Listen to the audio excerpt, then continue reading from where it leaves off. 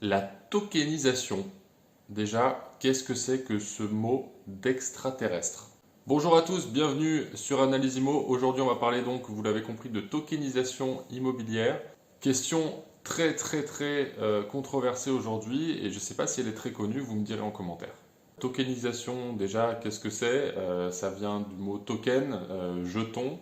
Donc, on va franciser ça un petit peu. On va dire que c'est des parts de quelque chose. Donc, un jeton d'horodatage qui enregistre le fait que vous avez une part de quelque chose, la propriété de quelque chose ou la part de propriété de quelque chose. Ça, c'était pour l'aspect un peu définition, pour faire très simple.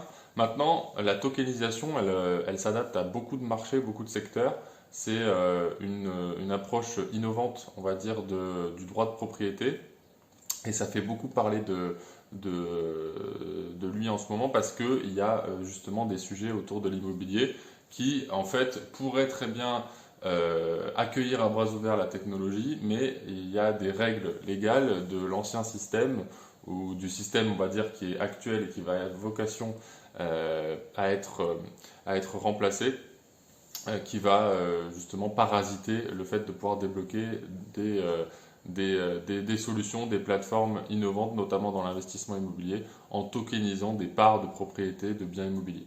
Sachez que la France est en retard sur ces sujets parce que ça existe dans beaucoup de pays. Il faudrait quand même accueillir le sujet parce qu'il y a de plus en plus d'acteurs qui veulent rentrer sur le marché, mais il n'y a pas il n'y a pas de possibilité légale, on va dire, ou alors par des contournements très spécifiques et qui prennent des heures et des heures de mise en place et des frais d'avocat et des dossiers administratifs qui crée du coup forcément des coûts supplémentaires pour l'utilisateur final qui demande lui que par exemple d'avoir une part de propriété immobilière pour son budget. Nous, dans l'investissement immobilier locatif, on trouverait ça utile. Avoir un bien immobilier locatif de qualité, mais à hauteur de son budget et pas forcément, je sais pas moi, avec une barrière à l'entrée à hauteur de 1 million d'euros pour quelque chose d'ultra luxueux par exemple.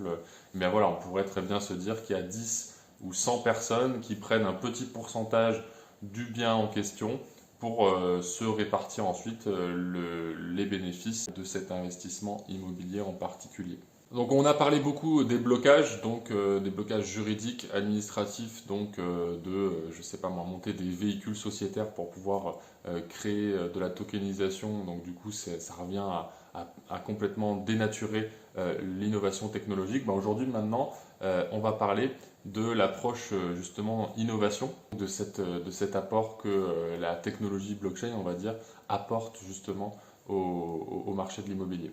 Donc la tokenisation, c'est tout simplement l'utilisation de la technologie blockchain qui permet de répertorier un ensemble de transactions, un ensemble d'actes de propriété, on va dire, ou de détention de quelque chose au sein d'un registre pouvant identifier et authentifier un utilisateur comme étant le seul et unique propriétaire de la chose. Et c'est là où ça va peut-être vous parler, puisque on a eu récemment une effervescence autour de ce qu'on appelle les NFT.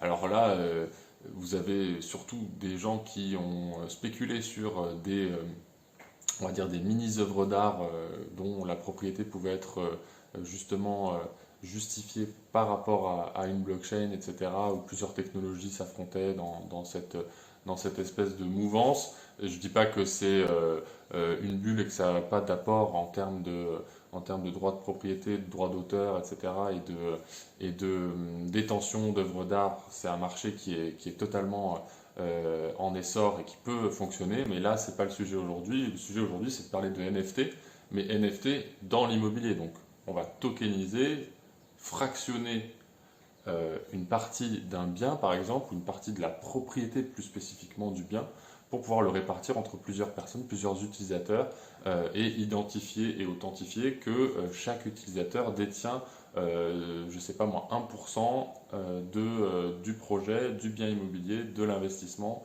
Donc par exemple, il y a 100 personnes qui détiennent 1%.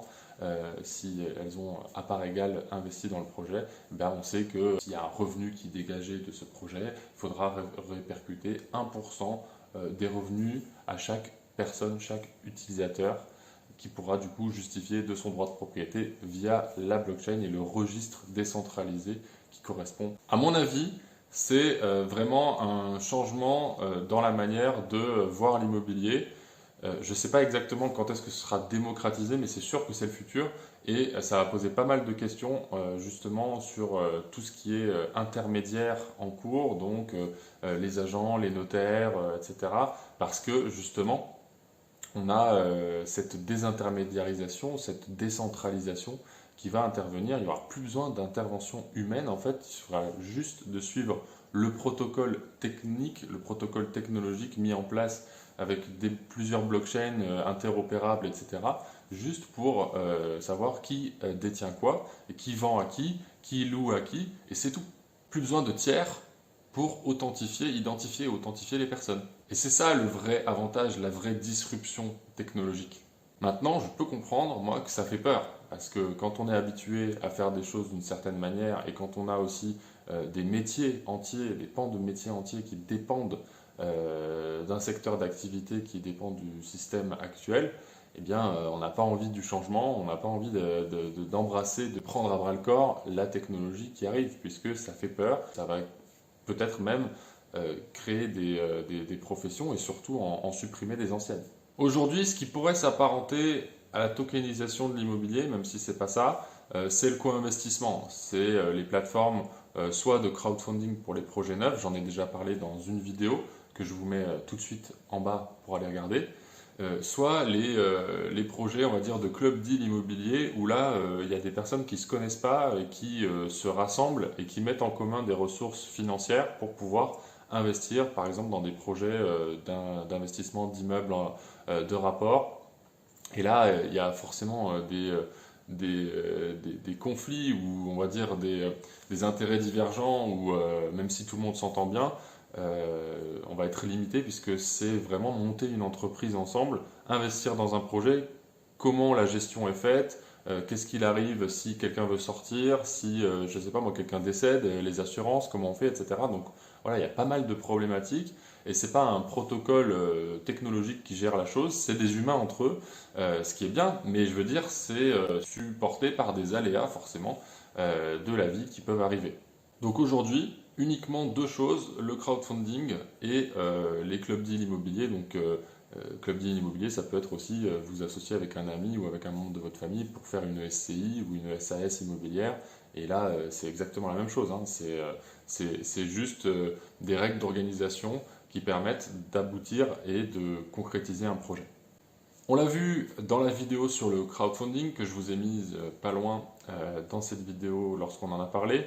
On a les plateformes de crowdfunding, donc Anaxago, Omnunity, il y a d'autres acteurs tels que Upstone ou des choses comme ça.